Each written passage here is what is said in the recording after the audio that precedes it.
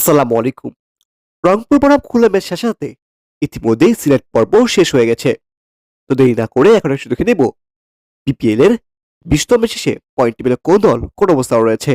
চলুন দেখে নেই এক নজরে। প্রিয় দর্শক, পয়েন্ট টেবিল দেখার আগে ভিডিও ভালো লাগলে এটি লাইক করে দিবেন এবং চ্যানেলে নতুন হয়ে গেলে চ্যানেল সাবস্ক্রাইব করে পাশে থাকা বেল আইকনটি ক্লিক করে রাখবেন। পয়েন্ট টেবিলে 1 নম্বরে রয়েছে রংপুর রাইডার্স। 7 ম্যাচ খেলে 7টি ম্যাচ জয়ের ফলে তাদের পয়েন্ট এখন 14 এবং তাদের নেট রান রেট +2.101। পয়েন্ট পেয়ে 2 নম্বরে আছে চিটাগং কিংস।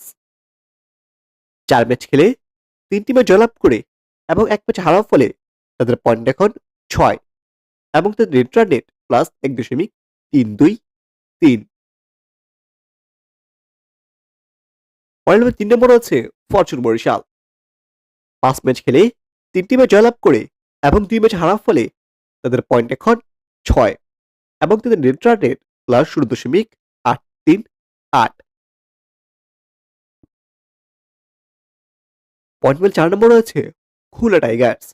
5 ম্যাচ খেলে 2টি ম্যাচ জয়লাভ করে এবং 3টি ম্যাচ হারার ফলে তাদের পয়েন্ট এখন 4 এবং তাদের নেট রান রেট -0.021।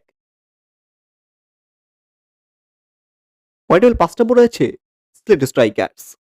6 ম্যাচ খেলে 2টি ম্যাচ জয়লাভ করে এবং 4টি ম্যাচ হারার ফলে তাদের পয়েন্ট এখন 4 এবং তাদের নেট রান রেট -1.254।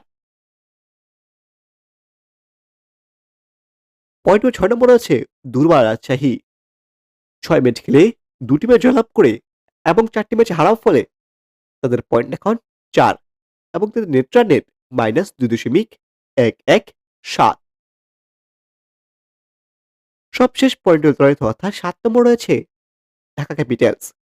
7 ম্যাচ খেলে 1টি ম্যাচ জয়লাভ করে এবং 6টি ম্যাচ হারার ফলে তাদের পয়েন্ট এখন 2 এবং তাদের নেট রান রেট -0.097।